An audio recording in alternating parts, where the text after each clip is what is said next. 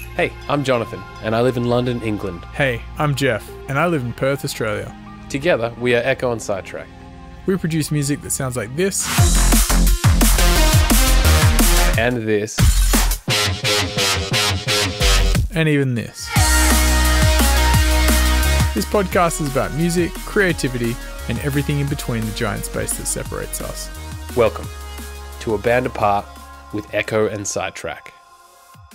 This podcast is brought to you by Short Order Burger Co. If you're in Fremantle or in the city, you should go check them out. Get a hot burger and tell them Ekko and Sidetrack sent you. Use the code word SIDETRACK for 10% off at checkout, in-store only. Big up! Jonathan. Welcome to the Panic Zone. Thanks. You did something today that is pretty interesting. Do you want to... Yesterday, yes.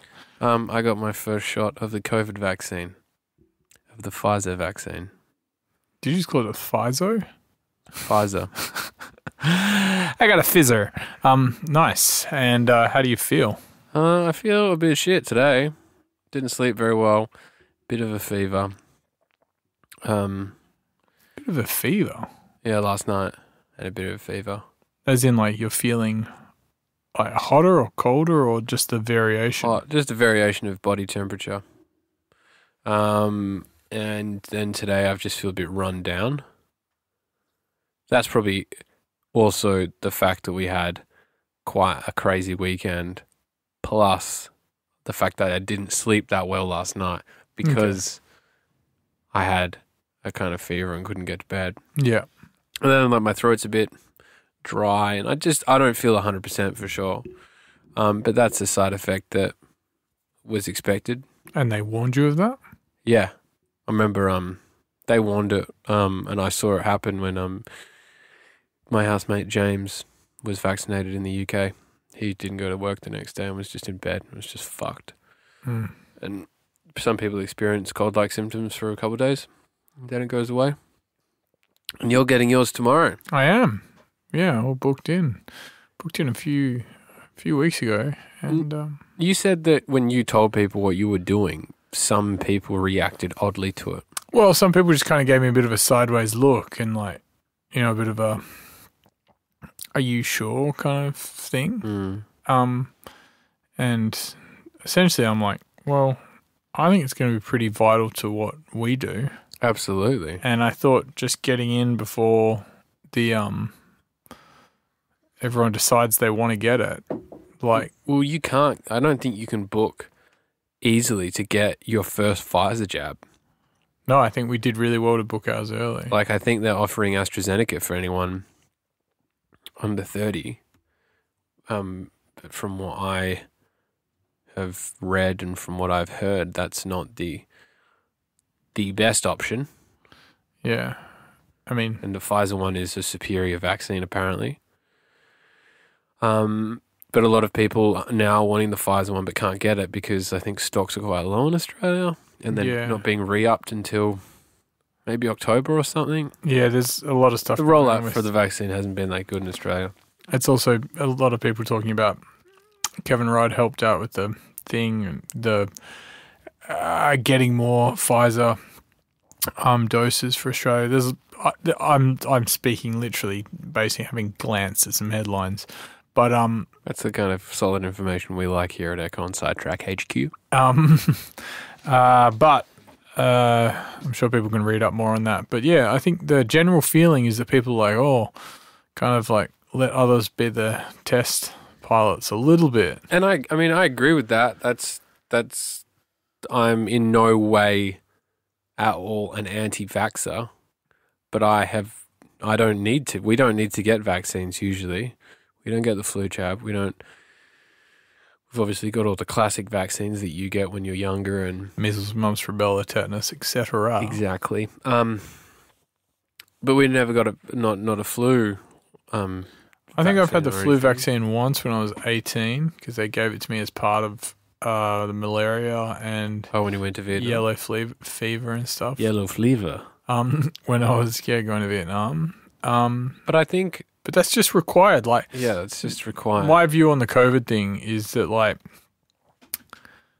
if Your view on the COVID vaccine. and my view on the COVID vaccine is that if 10 countries had been affected and we hadn't, and we wanted to go to those countries, they'd be like, you've got to get this vaccine. Not unlike you have to get a malaria shot or a yellow fever shot or some other sorts of shots if you go into more exotic locations. I just think that's kind of what you're going to have to do. And I think Australians are lucky enough not to have to get it. But by the time they do, you say, I want to go to X. And they're like, you can go if you've been vaccinated. There's going to be a big scramble, and then it might take even longer. I don't know. For me, it was always like, yeah, I'm going to get vaccinated when I can. And as you said before, I think it's integral for our job. Like, you know, we want to be able to travel to Europe or America or even interstate freely to play shows to support our livelihood, because potentially they could do some sort of vaccine passport situation where if you are fully vaccinated, you don't have to quarantine for 2 weeks, which saves us $6,000. Money and time and everything. It's just not going to be convenient. You might be able to go, like, pop over to Europe and play for 4 weeks and play shows and come back. And I don't want to miss out on that stuff just because I'm hesitant about something that I know nothing about.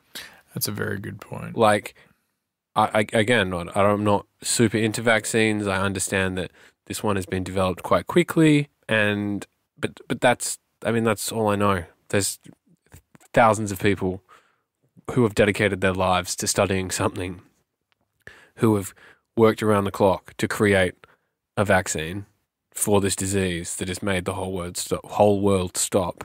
I'm willing to put my faith in those people. I drive a car nearly every day on a fucking freeway where I don't know anyone. We all drive at 100 kilometers an hour, but I trust those strangers enough that they're not going to crash into me. I think I can trust a group of scientists who have been working their entire lives and dedicated themselves to striving for this one specific thing. I'm willing to put my faith in those people and not believe that there's some sort of maliciousness behind the whole thing. Yeah. Which I think too many people, I'm all for conspiracy theories and I might believe some certain things, but I think the whole vaccine conspiracy theory, that the vaccine is some sort of like microchip or something like that. Or I was watching the ABC News the other day, and because it's been NAIDOC week, or last week was NAIDOC week, they were doing, I think they would, I don't know if it was like a special report because it was NAIDOC week. Well, NAIDOC week is Native Australians, I think. I'm not sure what the whole thing stands for, but it's celebrating Indigenous culture. And Indigenous culture in Australia. But they were talking to some people in the Indigenous community in Kalgoorlie, and they were saying that the vaccination uptake is really low, and they were kind of asking some women outside a shop the question, like just people walking in and out of the shop, and a lot of them said, "Oh, I've heard from my pastor that it's not okay to take because there's a ingredient in there called Luciferian or something that sounds like Lucifer, the devil, and there's like the code, there's a 666 code in there and that type of thing." And I hadn't really heard that yet. Of all I heard the 5G, Bill Gates is trying to fucking microchip people and that kind of thing, but I hadn't heard the Luciferian 666 angle, and it was quite interesting that there were religious groups proselytizing that, and I think that's obviously being probably pushed out to white Australians too. It's not just the Indigenous community, but that was the first example I've seen of it. There's a lot of misinformation being allowed to permeate the mainstream to some extent, and I'm all for questioning things, and I'm all for discussion about vaccinations, but I think that there's just some. There's too much wild shit. You've just got to back science to a certain degree. Absolutely, you know? And also the way doubt works is you don't need to present prove that the actual findings are wrong. All you need to do is cast enough doubt that people are like, oh, I don't know. Yeah, absolutely. It's the same thing with fucking cigarette smoking. Absolutely. They've proven that it's bad for you, but they, spent hundreds and billions of dollars casting enough doubt. It's like, yeah, it is bad for you, but also have these benefits as well. Like something that's beneficial for you. It can't be all bad for you. Like, did he die of smoking, or did he also die of this other thing? Yeah. It's like, that's how doubt works. And then it's not that people are saying no to the vaccine. They're like, no, not just yet. Yeah, and I think that's, as Australians who are geographically protected from the rest of the world, we have that luxury. We have the luxury of saying, oh, we can wait a year. And most people can say, not most people actually, because there's a large amount of Australians that work casual jobs, work in the hospitality sector, work in the entertainment sector, that are like, get your fucking vaccine so we don't have to have these lockdowns that make my job not exist for 2 weeks or for a month. And have made them non-existent for the last 18 months. Yeah. But I think a lot of, not those people, because I think the uptake rate with younger people who might be more exposed to casual work and work in hospitality, I think the uptake in vaccinations is pretty high. But I don't think young people are getting vaccinated yet. I don't think under 30s are. A lot of people are getting AstraZeneca. Oh, I didn't know that. See, I'm reasonably out of the loop. I just know the people that I talk to, and some people they don't have a good reason why they're not. But the they're doubt just like, is enough. Yeah, the doubt is enough. And I think that's an interesting point, like how easily humans are swayed by someone just being like, really? Imagine the wait. Imagine when you ordered your dinner, the waiter just looked at you like, pause. He said to everyone else, great choice. Great choice. Yeah. Oh, you're going to love it. And then you're like, I'll have the pasta baj. And he was like, interesting choice. Yeah.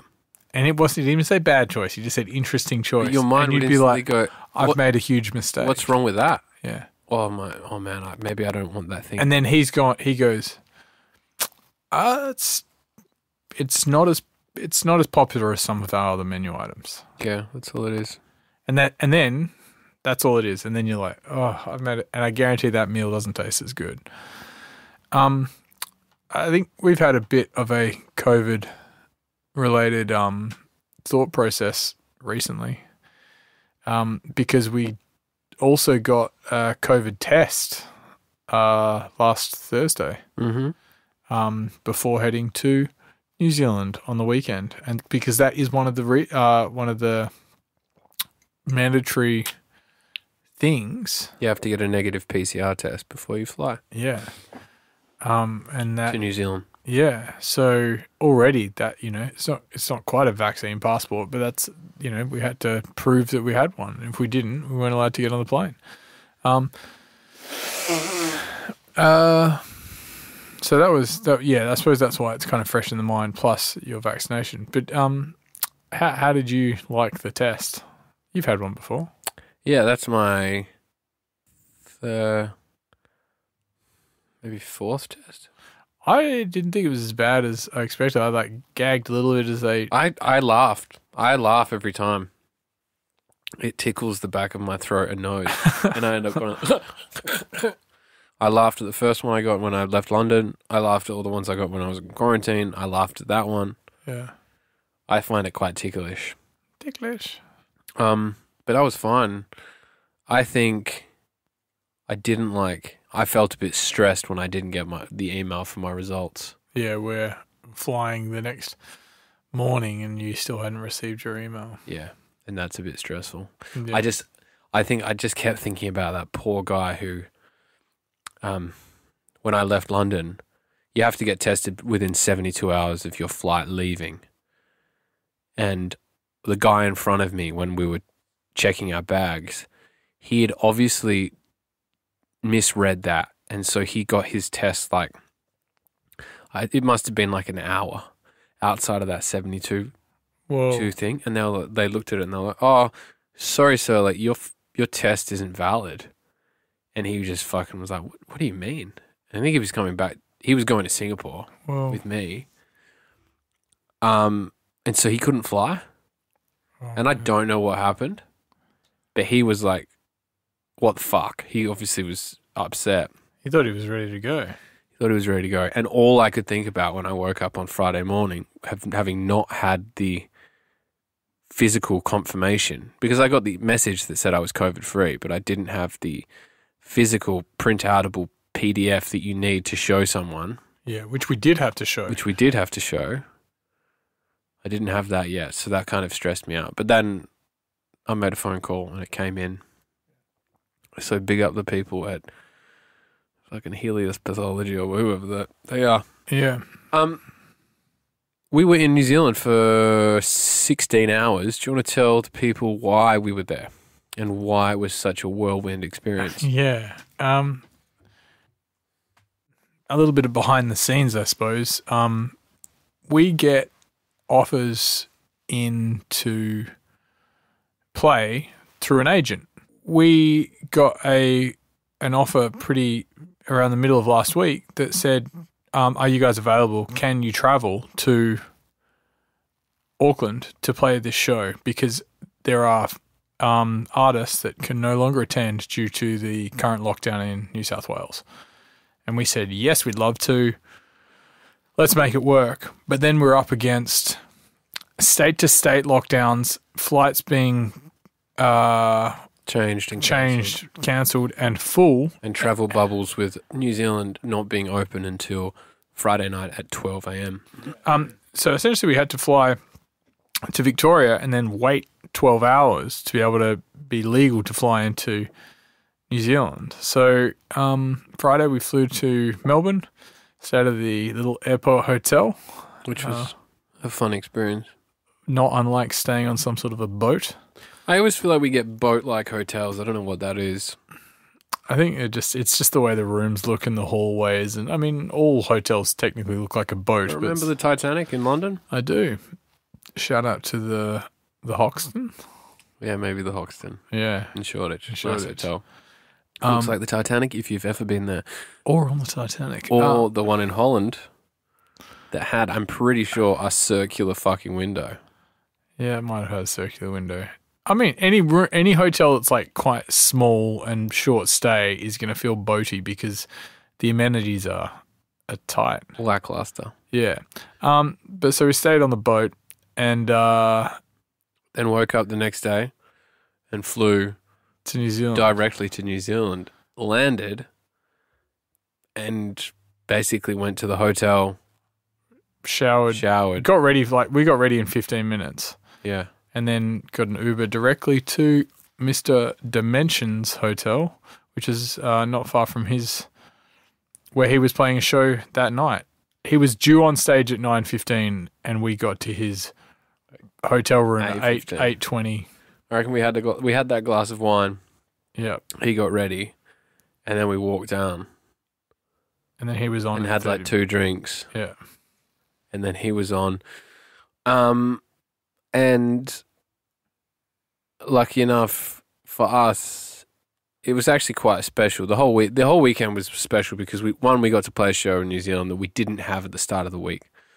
But 2, it was also the day that Josh Graphics was getting out of quarantine because he is currently touring in New Zealand. Yeah. So he got out of quarantine at like 11 a.m. and met up with the Lee Matthews guys. And then they also came to the Dimension show.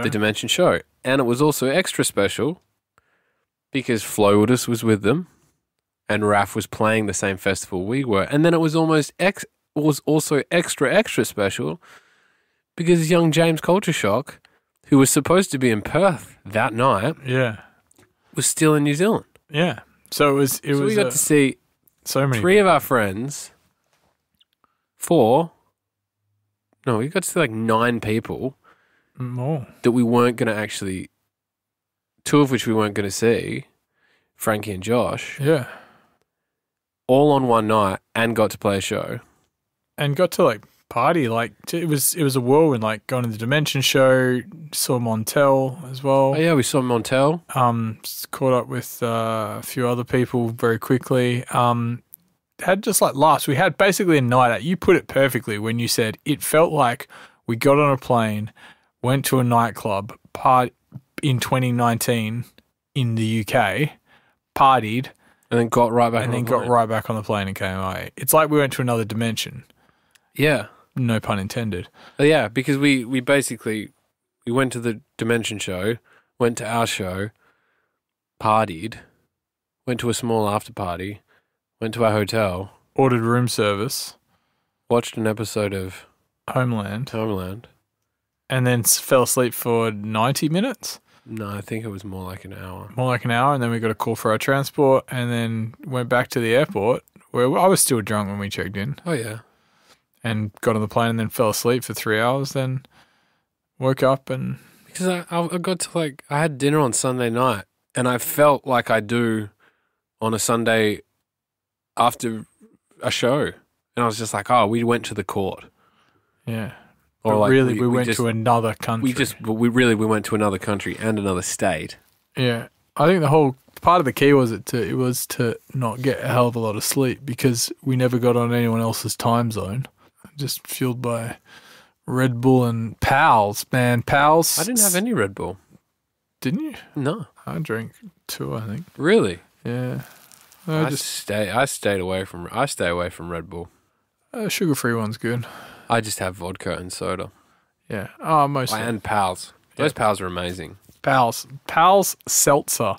If you want to become a sponsor of the podcast, I would love that. I'd have. They're so good. They're such a good product. They're delicious. And if you can see them in your seltzer section, I would recommend you check them out. The passion fruit ones are amazing, but I think they definitely have the watermelon ones here in Australia. Mm. But yeah, and then we got back on the plane and flew all the way back. But to play to the New Zealand audience as a bit of I suppose a surprise because they didn't. The New Zealand people didn't find out till Friday morning, basically, that we were playing. Yeah, and there were lots of people that messaged us being like, "Are you coming to Wellington? Are you coming to Christchurch? Are you coming to Dunedin too?" Yeah. Or thinking that it was part of a tour, but this was literally no, sorry, man, we're already on the plane home. Yeah, it was like it was a proper in and out jobby. When we got on the plane to come back, we were sitting next to a woman and you started talking to her. I was just trying to get my shit in order and then trying to fall asleep. And she was like, I've been here for 16 days. I missed the lockdown in Perth. How long have you been here for? And we were just like, 16 hours? Yeah. And she was like, oh my. I think I told her, I was like, we didn't get much sleep last night. I think we're just going to try to get to sleep. But it was fantastic. It was such a fun show. It was so fun to, again, play with our friends. And just the laughter and the cheekiness and the So fun and laughter. Games. It was like being at a festival. It reminded me of being at Hospitality in the Park. Yes. 2 years ago. Absolutely. Seeing just people that you weren't expecting to see or maybe weren't expecting to see you. Yeah. And having that surprise. And meeting some new people as well. Yeah. It was great. Oh, man. It was such a fun night.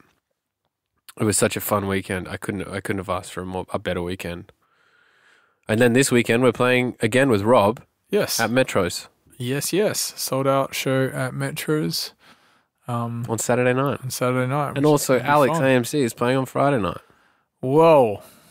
It's a fucking travesty we haven't seen him. Yeah. We need to talk off the podcast about how we need to make that happen. We should go to dinner with him.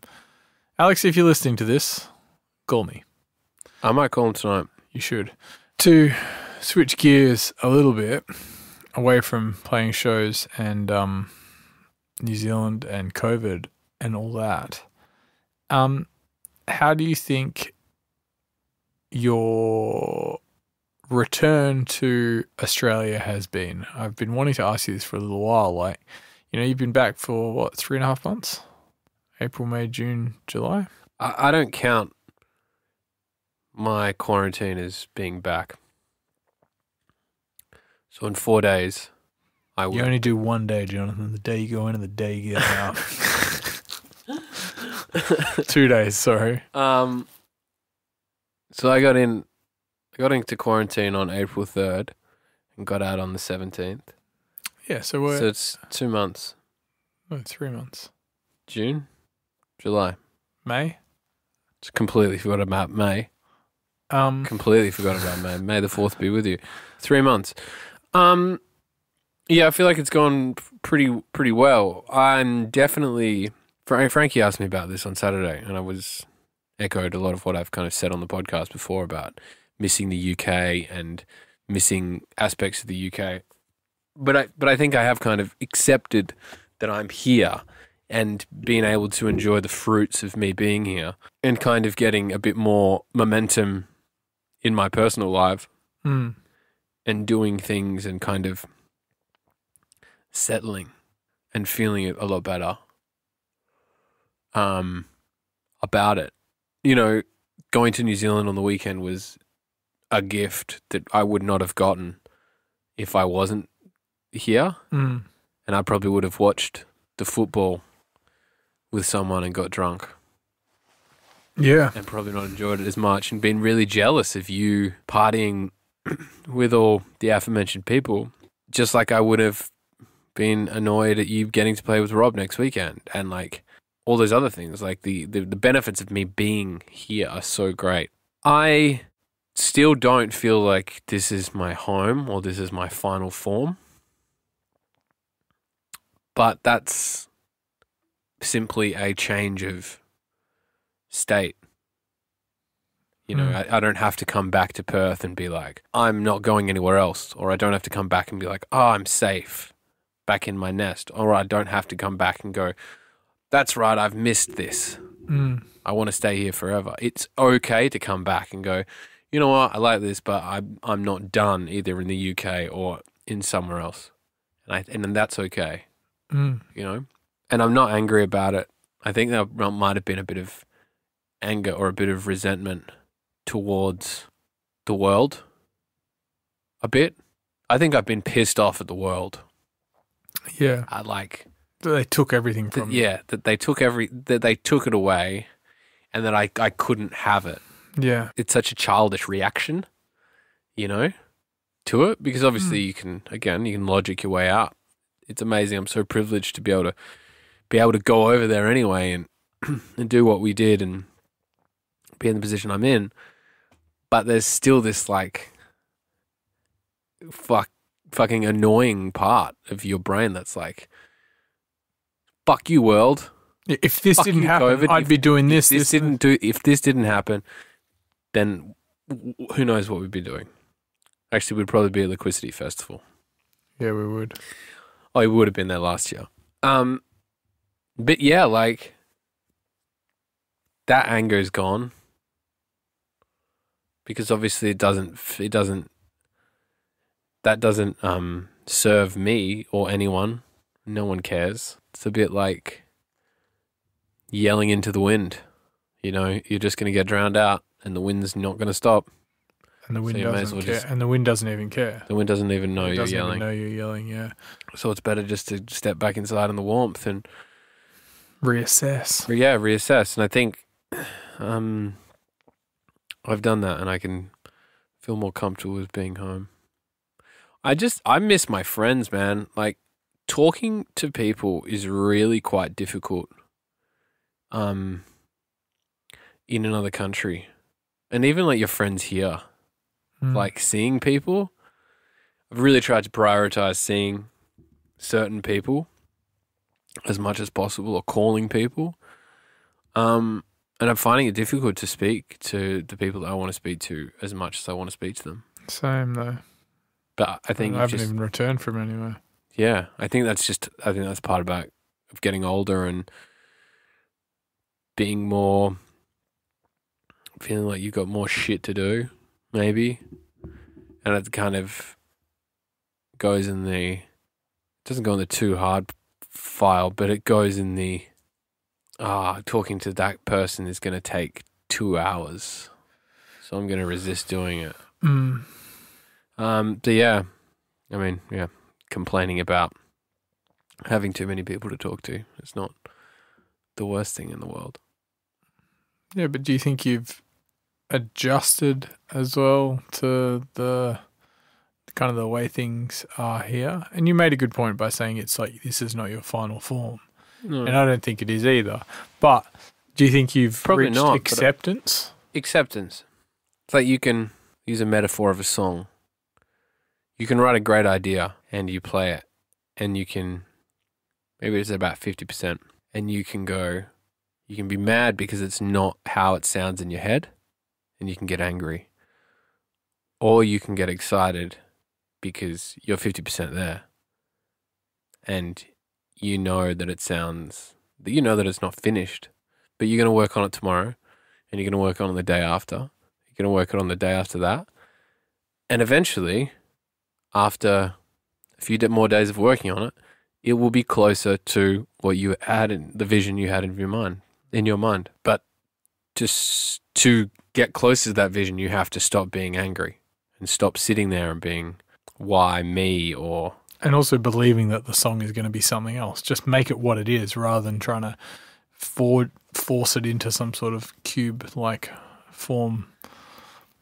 Yeah. I think it's just momentum and moving forward and constantly moving. And I think I'm prone to get stuck in some things with overthinking or ruminating or stuff like that. I feel a bit more clearer, on a better path. Do you feel like you got a little bit more of a plan as well, a little bit more headroom? Yeah, I do. Headspace? Yeah, I do. That's really good. It's lovely to have you back. I really appreciate the fact that you made the decision to return and the fact that you've been like really working at being here as well. And I think you're beginning to unpack some of the things that you went through while you're away, and I think it's really, really positive. I think you'll be stronger. You already are stronger for it, but I think you realize how strong you are for it in a little bit more time. Yeah, I agree. I think that's really, really good because last year, the last 18 months, everyone in the world got thrown a curveball. Multiple curveballs, actually. And some people worked out how to hit them. Some people put their bat down and said, I don't even play baseball anymore. Some people said, this is how it is. I got to work out how to do this. And some people also were told that they can't play. And so they had to react on how they were going to deal with everything. Like I remember thinking at some point last year, probably about a year ago, probably July, just been like, what the fuck is going on? Does Perth reopen and everything goes back to normal, or what? What's going to happen in the rest of the world? Oh, let's just roll out a vaccine. Everything's going to be cool. And this is before, the so-called second wave in the UK. It's before vaccines were even finalized, all this kind of stuff. And it just shows how slow things are to change, but also how adaptable we are as humans. That we've moved with the punches, and in some ways, I think we've flourished during this time. I think we've done really well, and I think you can pat yourself on the back for being a good guy and doing good things. And I think there's a lot of people out there that might need to hear that as well, because I think too many people believed the bullshit story 2020 is a write-off. It's like, all right, so you're saying you don't want to run the race? Do you reckon I can have your energy as well? Because if you're not going to, it's like being in a car race and being like, I'm not even going to race. And you're like, I'm going to steal your fuel, motherfucker. You can say 2020's was a write-off. You can say 2020 was hard and difficult, but you have to be able to kind of move forward. You can't just press pause. Or you can't just sit down. You can't just sit down and go, I'm not racing anymore. Yeah. You have to kind of, even if it's moving forward slightly, As someone who has sat down and just said, I'm not racing anymore, that's not a viable option. No. You have to keep going because momentum, it's like a car running out of gas. Find a hill, get the momentum, you can start a fucking car. No, it needs gas running out of battery. You also can't change lanes unless you're moving. It's true. Also, family is the most important thing. Is that a Fast and Furious? I'm just trying to reference it because I've seen it's a meme recently, and I've seen some pretty funny memes about it. It's my throwing my hat into the Fast and the Furious Pop culture ring. Well, Jonathan, I've got a new laptop to set up. And I've got a chicken curry to make. So, thank you very much for chatting to me, as always. Big shout out to SK, who got in touch today on Instagram and said that he's been really enjoying the podcasts. He listens to them as he's working. And thanks for listening, man. Sam, you're a beautiful man. I don't know what I just said then. I'm going to do that. Sam, you're a beautiful man.